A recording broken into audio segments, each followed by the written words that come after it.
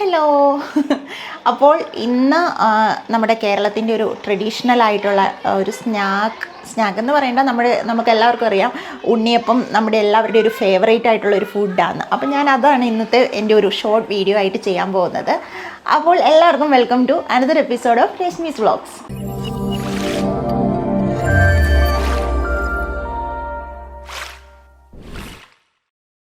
So ഞാൻ അതിനുള്ള ingredients ഇവിടെ റെഡിയാക്കി വെച്ചിട്ടുണ്ട്. ഇൻഗ്രീഡിയൻസ് എന്ന് പറയാൻ ഒത്തിരി ഒന്നുമില്ല. നമ്മുടെ പച്ചരി ഇത് കുതിർത്ത് വെച്ചിരിക്കുന്നതാണ്. കുതിർത്ത് വെച്ച 2 ഗ്ലാസ് പച്ചരിയുണ്ട്.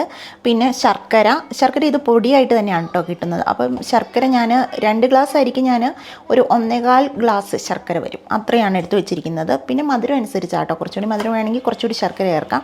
പിന്നെ പാളയംകുടം പഴം ഞാനിവിടെ ഒരു 4 എണ്ണം എടുക്കുന്നുണ്ട്, ഇത്രയും 2 ഗ്ലാസ് ആയിരിക്കും. അപ്പോൾ ഇത് ചെറിയതാണല്ലോ, അപ്പോൾ വലുതാണെന്നുണ്ടെങ്കിൽ ഒരു 2 എണ്ണം മതിയാവും. അപ്പോൾ ഇത്രയും ഐറ്റംസാണ് ആദ്യമേ ഉള്ളത്. അപ്പം ആദ്യമേ തന്നെ നമുക്ക് ഈ ശർക്കരപ്പാനി ഒന്ന് ഉരുക്കിയെടുക്കണം. ഞാനൊന്ന് അതിലേക്ക് ഞാനിപ്പോൾ ഒരു 1/2 ഗ്ലാസ് വെള്ളം കൂടി ഒഴിച്ച് കൊടുക്കുവാണേ.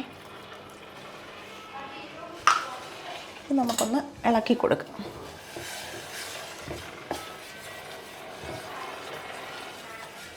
ഒത്തിരി നേരമൊന്നും എടുക്കത്തില്ല. ഇതിപ്പം ഇതല്ലേ, ശർക്കര ഓൾറെഡി പൊടി ആയതുകൊണ്ട് പെട്ടെന്ന് തന്നെ ഇതാകും.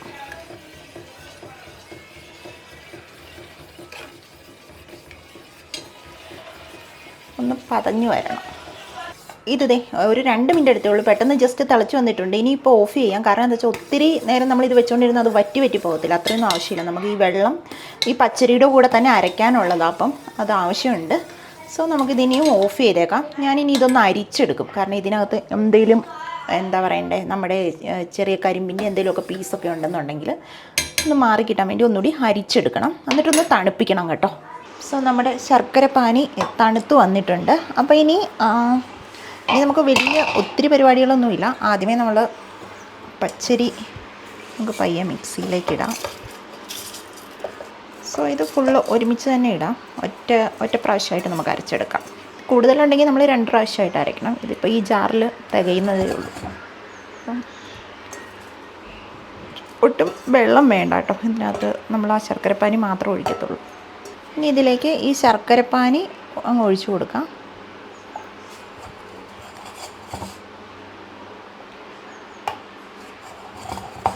ഇത് മാവ് നമുക്ക് ഒത്തിരി കട്ടിയാകാനും പാടില്ല. അതായത് ഒരു ഇഡ്ഡലി മാവിൻ്റെയൊക്കെ ഒരു ടെക്സ്ചറാട്ടോ നമുക്ക് വേണ്ടത്.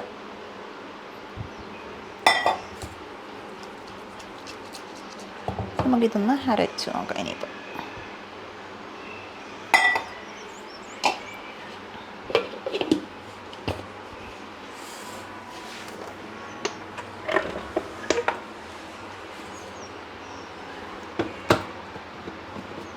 ഞാനിപ്പം ഇത് ഒന്ന് അരച്ചെടുത്തിട്ടുണ്ട്. അപ്പം ഈ അരച്ചെടുക്കുമ്പോൾ നമുക്ക് എന്താ പറയണ്ടത്, തരി വേണം കേട്ടോ. കുറച്ച് ഫൈൻലി പേസ്റ്റഡ് ആയിട്ടല്ല അരയ്ക്കുന്നത്. നമ്മൾ ഇഡ്ഡലിക്കും ദോശയ്ക്കൊക്കെ ഒന്നും അരയ്ക്കുന്ന കണക്ക് കുറച്ചൊരു തരിയുണ്ട്, ആ തരി വേണം.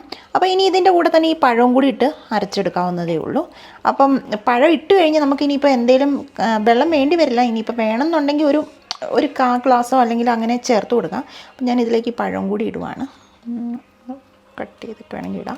അപ്പം ഇത് ചെറിയ പഴമാണ്. അപ്പോൾ ഇവിടെ പഴം അങ്ങനെ പാളയംകുടം പഴം കിട്ടാൻ ബുദ്ധിമുട്ടാണ്. മലയാളിക്കടയിൽ തന്നെ കിട്ടത്തുള്ളൂ. അപ്പം 4 ഇപ്പം ഞാൻ ചെറുതായതുകൊണ്ട് 5 എണ്ണം ആട്ടോ ഇടുന്നത്. ഓക്കെ. അപ്പോൾ ഇനിയിപ്പോൾ ഇതും കൂടി ഒന്ന് പെട്ടെന്ന്, പഴമായതുകൊണ്ട് പെട്ടെന്ന് അരയൂട്ടോ, അരച്ചെടുക്കാം. അപ്പം ഞാൻ പഴവും കൂടി ഇട്ട് നന്നായിട്ട് അരച്ചെടുത്തിട്ടുണ്ട് ഇപ്പം. അപ്പം നോക്ക്, ഇതിനകത്ത് ഇനിയിപ്പോൾ പഴത്തിൻ്റെ സംഭവങ്ങളൊന്നുമില്ല, അത് നന്നായിട്ട് അരഞ്ഞു വന്നിട്ടുണ്ട്. അപ്പോൾ ഇത്രയേ ഉള്ളൂ. അപ്പോൾ ഇനിയിപ്പം ഇത് ഞാനിപ്പോൾ ഒരു പാത്രത്തിലേക്ക് മാറ്റി വയ്ക്കും. ഇത് കുറച്ച് നേരം ഇരിക്കണം. അപ്പോൾ ഉണ്ണിയപ്പം ആയതുകൊണ്ട് ഒരു 6 to 8 hours നമ്മൾ ഇങ്ങനെ വെക്കണം. അപ്പോൾ ഞാനിപ്പോൾ ഇത് രാവിലെയാണ്. അപ്പോൾ രാവിലെ തന്നെ ഞാൻ ഇന്നലെ രാത്രിയിലാണ് അരി കുതിരാനിട്ടത്. അപ്പം ഞാൻ ഇനി ഒരു പാത്രത്തിലേക്ക് മാറ്റി അതിനെ ഇവിടെ വെക്കാൻ പോവാം കേട്ടോ.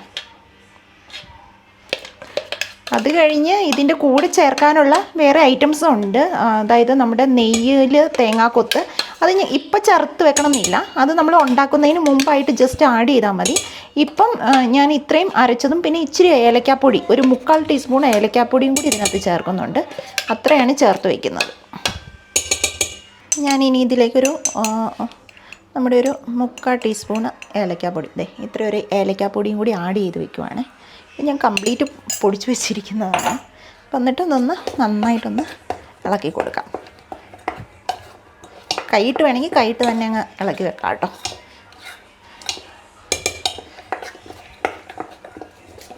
അപ്പോൾ നമ്മൾ ഇതെല്ലാം കൂടി ഇളക്കി നന്നായിട്ട് വെച്ചിട്ടുണ്ട്. അപ്പോൾ അത് ഇങ്ങനെയാണ്. അപ്പോൾ ഇനിയിപ്പോൾ ഇതൊരു 6 മണിക്കൂർ, 6 തൊട്ടൊരു 8 മണിക്കൂർ വരെയൊക്കെ ഇരിക്കാം കേട്ടോ. അപ്പം ചൂടുള്ളതിനനുസരിച്ച് ഇപ്പോൾ ഇവിടെ അത്യാവശ്യം ഒരു വെയിലൊക്കെ ഉണ്ട്. അപ്പം അതിനനുസരിച്ച് കുറച്ചൊന്ന് ഫെർമെൻറ്റേഷൻ കുറച്ചാകും. അപ്പം അതുവരെ ഒന്ന് ഇരിക്കട്ടെ. അപ്പോൾ ഇനിയിപ്പോൾ ഇപ്പോൾ രാവിലെയാണ്, ഇനിയിപ്പോൾ വൈകുന്നേരം ബാക്കി വീഡിയോ ചെയ്യുന്നത്. അപ്പോൾ ഞാൻ എൻ്റെ ബാക്കി പരിപാടികളിലേക്ക് കടക്കട്ടെ. സോ വീണ്ടും പുളിച്ച് കഴിഞ്ഞിട്ട് വീണ്ടും വരാം.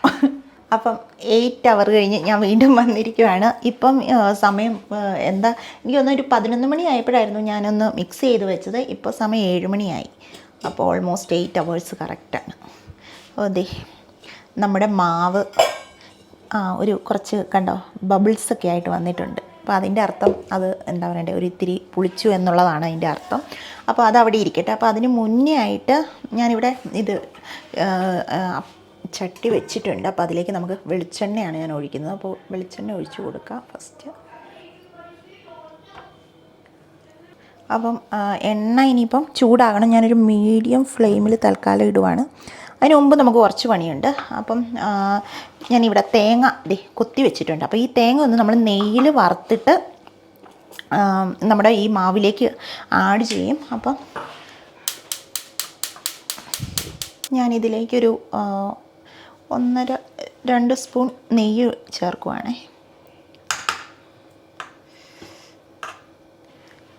ഈ തേങ്ങാക്കൊത്തൊന്ന് മുരിഞ്ഞ് കിട്ടാനുള്ള നെയ്യ് മതി കേട്ടോ. കാരണം പിന്നീട് നമ്മൾ നെയ്യും കൂടി ചേർത്ത് പിന്നെ ഇതിലേക്ക് ഒഴിക്കുക ചെയ്യുന്നത്. അപ്പോൾ ഒന്ന് കൂട്ടിയിടാം.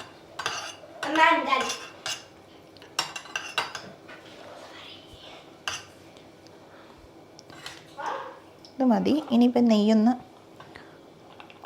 ചൂടായപ്പോഴത്തേക്ക് ഇതിലേക്ക് ഇടാം.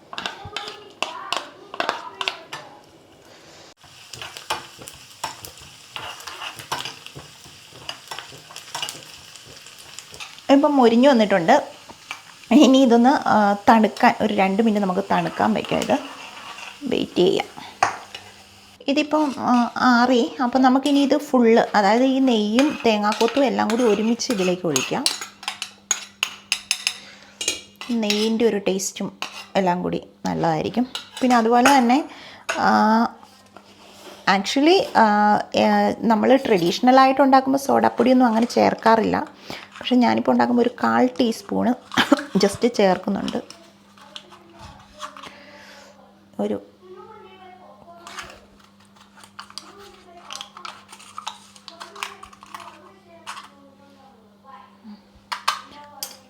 പിന്നെ നമുക്ക് ഇതൊന്ന് ഇളക്കാം.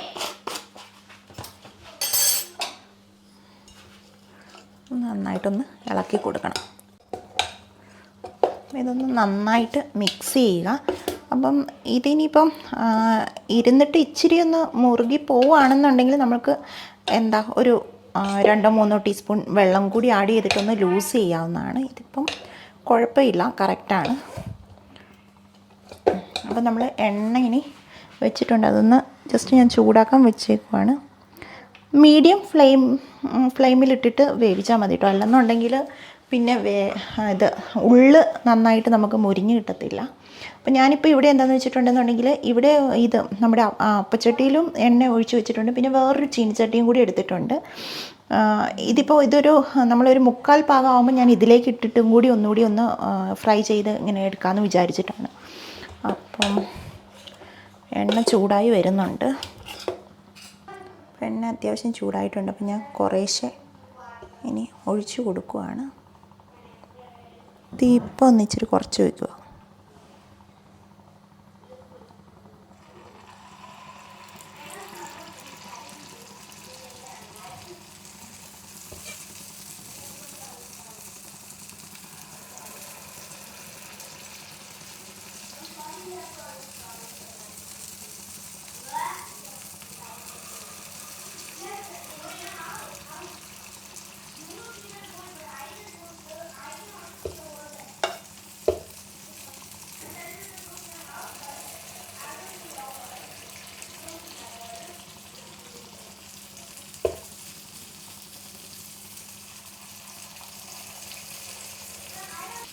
ഞാനിപ്പം തീ കുറച്ച് വെച്ചിട്ടാണ്, കാരണം എന്താ വെച്ചാൽ ഇല്ലെങ്കിൽ പിന്നെ അടി കരിയാൻ സാധ്യതയുണ്ട്. അപ്പോൾ തീ ഞാൻ നന്നായിട്ട് കുറച്ച് വെച്ചു. പിന്നെ നമ്മൾ ആദ്യമേ ഏതാണോ ഒഴിച്ചത് അത് തിരിച്ചിടാൻ നോക്കണേ ഫസ്റ്റ് തന്നെ. നമുക്കൊരു എന്താ തിരിച്ചിടുന്ന ഒരു കുത്തുന്ന പോലത്തെ ആ സാധനം ഉണ്ടായിരുന്നത് നല്ലതായിരുന്നു. ഇപ്പോൾ എൻ്റെ കയ്യിൽ അതില്ല, അതുകൊണ്ട് ഞാൻ ഫോർക്കാണ് യൂസ് ചെയ്യുന്നത്.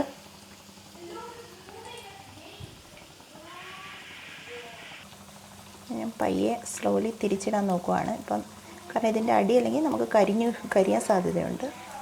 സോ ഫസ്റ്റ് ഇട്ടത് തന്നെ ഞാൻ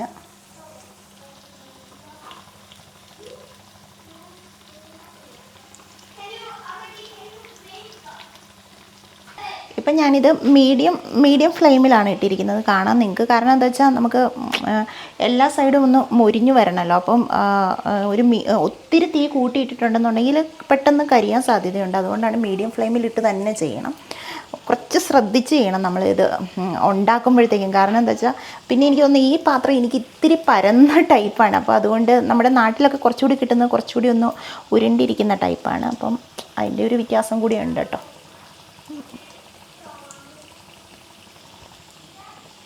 ഇനിയിപ്പം ഞാൻ പയ്യെ ഞാൻ പറഞ്ഞായിരുന്നു ഞാൻ ആദ്യമേ തന്നെ ഇത് ചെയ്തത്. അതിന് ഞാനിപ്പം ഇവിടെ ഞാൻ പറഞ്ഞു എണ്ണ വെച്ചിട്ടുണ്ടെന്ന് പറഞ്ഞായിരുന്നു. അപ്പോൾ ആ എണ്ണയിലേക്ക് ഞാനിനി ഇടാൻ പോവുക. അതിപ്പോൾ എണ്ണ മൂത്തിട്ടുണ്ട്.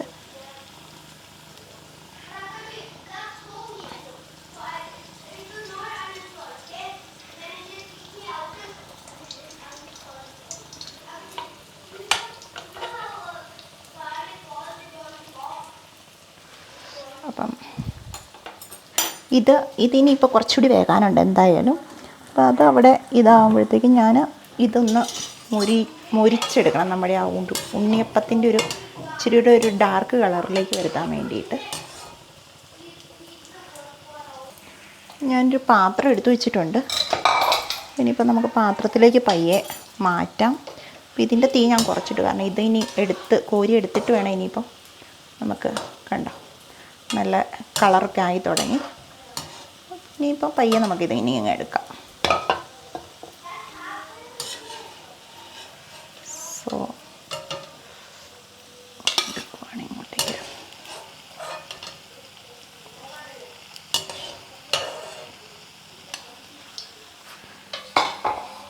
ഉടനെ തന്നെ ഇതിനിപ്പം നമുക്ക് ഇങ്ങോട്ടേക്ക് മാറ്റാം. ഇനി ഓൾറെഡി ഇവിടെ കളറൊക്കെ ആയി. കാരണം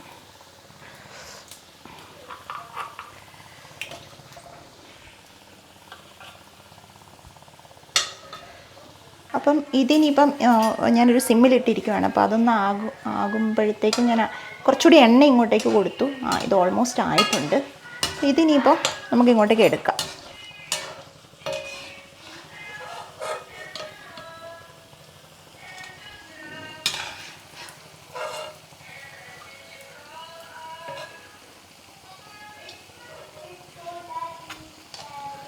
ഞാനെടുത്തു. ഇനിയിപ്പോൾ ഞാൻ കുറച്ചുകൂടി എണ്ണ ഒഴിച്ച് കൊടുത്തായിരുന്നേ. അപ്പം അടുത്ത സെറ്റ് നമുക്ക് ഒഴിച്ച് കൊടുക്കാം. ഒന്ന് ഇളക്കിയിട്ട് ഒഴിക്കണേ, കാരണം തേങ്ങാക്കൊത്തൊക്കെ അടിയിലേക്ക് പോകാതെ.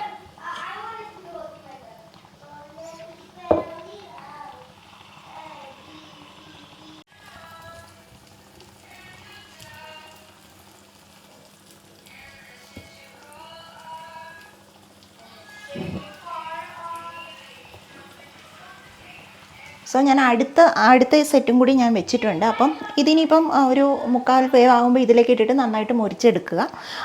അങ്ങനെ ഞാനിതൊന്ന് ഫുള്ളൊന്ന് തീർക്കട്ടെ. അപ്പം തീർത്ത് കഴിഞ്ഞിട്ട് കാണിക്കുക എങ്ങനെയുണ്ടെന്ന്. ഇതൊന്ന് ആയി വരണം. സോ നമ്മുടെ ഉണ്ണിയപ്പം റെഡി ആയിട്ടുണ്ട്. നന്നായിട്ട് മൊരിഞ്ഞ് നല്ല കളറിലൊക്കെ ഇപ്പം ഞാനൊരു 3 പ്രാവശ്യമായിട്ട്, അതായത് ഇതിനകത്ത് 12 എണ്ണം വെച്ച് വെക്കാമായിരുന്നു. അപ്പോൾ 3 പ്രാവശ്യമായിട്ട് ഇപ്പോൾ ഒരു 36 ഉണ്ണിയപ്പം ഉണ്ട്. അപ്പം 2 ഗ്ലാസ് അരിക്കും ഓൾമോസ്റ്റ് ഇത്രയും വലിപ്പത്തിലൊരു 36 ഉണ്ണിയപ്പം കിട്ടുന്നുണ്ട്. അപ്പം ഞാനിതൊന്ന് കഴിച്ച് നോക്കാം. ഇച്ചിരി ചൂടുണ്ട്.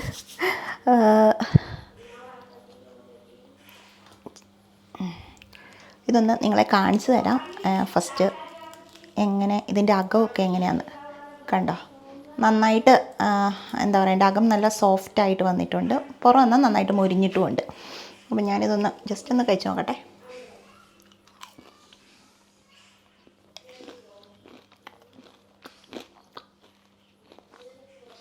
നിങ്ങൾക്ക് ആ മുരിഞ്ഞതിൻ്റെ ഒരു സൗണ്ട് കേൾക്കാം. അനീഷേട്ടന് വേണ്ടേ? എന്നാ കുറച്ച് കഴിക്ക്. എങ്ങനെയുണ്ടെന്ന് പറ. അനീഷേട്ടൻ ക്യാമറയ്ക്ക് പിന്നിൽ നിന്ന് കഴിച്ച് നോക്ക്.